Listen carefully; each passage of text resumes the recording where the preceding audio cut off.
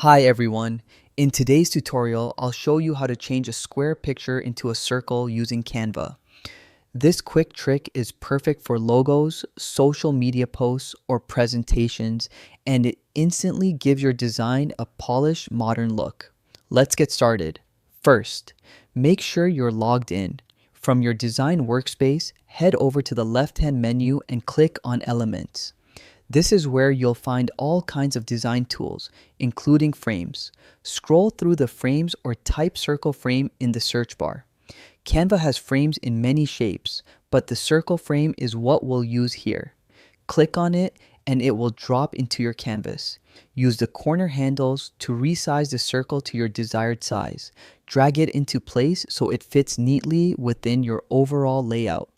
Now upload your square picture or select one from your Canva uploads.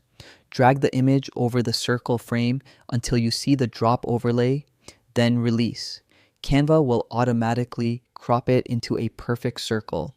To fine-tune, double-click on the circle. You can drag the picture around to choose which part shows or use the corner handles to zoom in and out. This lets you frame your subject exactly how you want.